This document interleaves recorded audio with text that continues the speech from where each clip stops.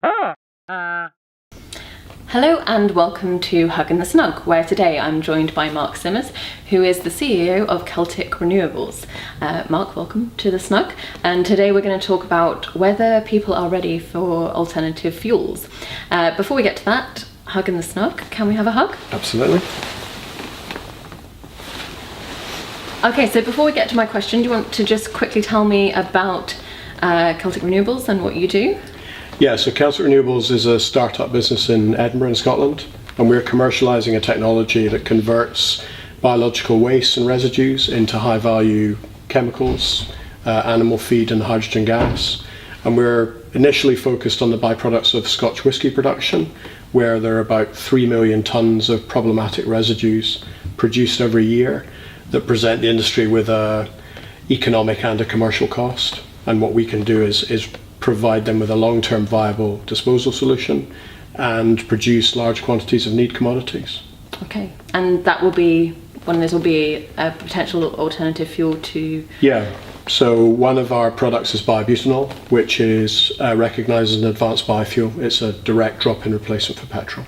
Okay, so might sound pretty obvious, but why do we need to look at alternative fuels? Oil is a finite resource.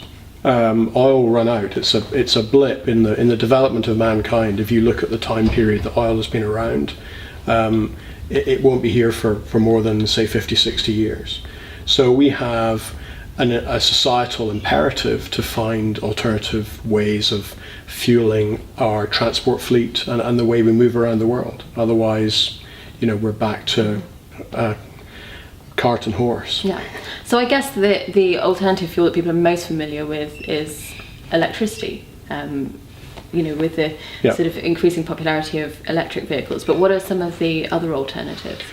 I mean, the main incumbent is ethanol, is bioethanol. I think that's the most prevalent biofuel or alternative fuel in the world.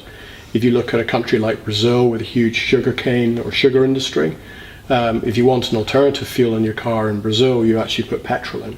There's more ethanol produced than petrol. But yeah, in terms of liquid fuels, ethanol, biodiesel, biogas, and we're now pushing forward with biobutanol as a new advanced fuel. And so obviously you mentioned that this is something that's quite normal in Brazil, but what about for us, for example, in Europe, is this quite a new technology, or is this actually just something that's around but we just don't really know about it? I think it's around and we don't know about it. I mean, if you fill up your car with petrol or diesel at the moment, probably up to 5% of that fuel is a biofuel. Ethanol is biodiesel. It is already prevalent, so people aren't really aware that they are already putting alternative fuels in their car, admittedly in relatively small concentrations, but it's here and now. And if you look back in history, I mean, Henry Ford developed the Model T. That was the first mass-produced vehicle in the world. It ran on bioethanol.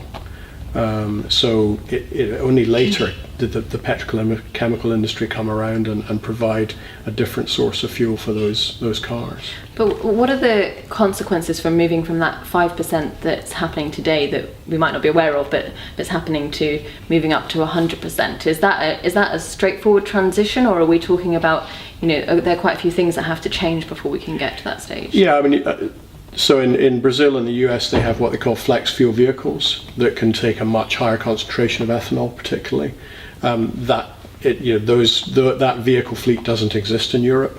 So particularly in Europe and the UK, you're talking about a transition to a different vehicle fleet where engines need to be modified for certain fuels, particularly ethanol.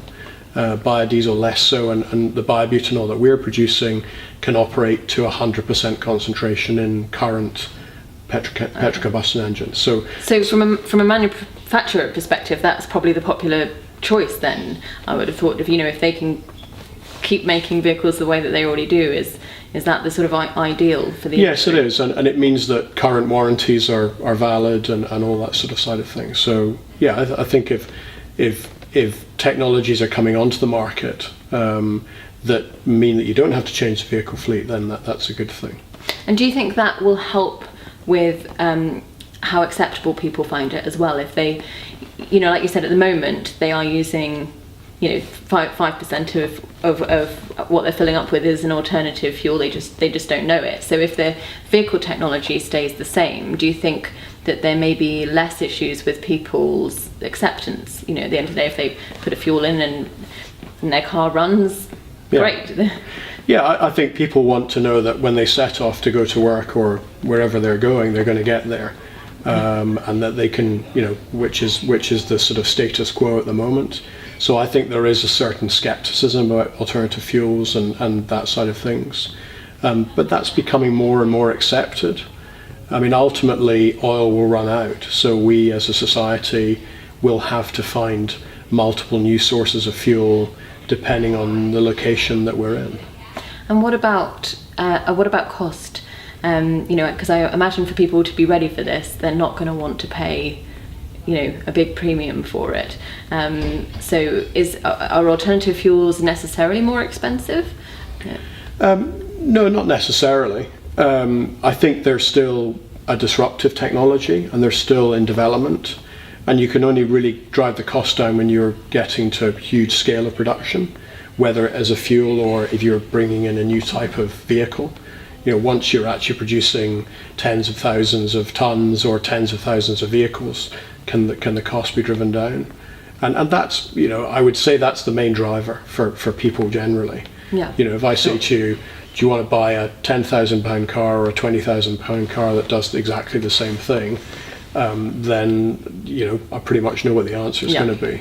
Absolutely. So from your perspective, are there any major obstacles in terms of acceptance of alternative fuels, or is it just a case of familiarity and that, you know, it will take care of itself?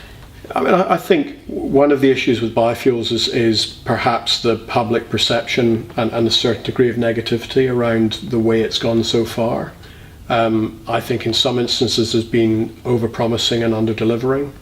I think there's also been a sort of mixed message in terms of food versus fuel and some of the ways that some of the alternative fuels have been developed. We're very much focused on sustainable feedstocks, so taking stuff that industries or people, you know, really frankly don't have a use for. Ostensibly it's waste, and I think, you know, one of the challenges for alternative fuels is to start to develop those type of advanced biofuels, if possible, where you're taking, you know, a waste and residue and making something useful out of it. And I think that story will help to drive the positivity of the sector. Yeah, I certainly think people are more ready to look at alternative fuels from a residue product, and that sounds like a good place to start. It does. Okay, thank you very much. Pleasure, thank you.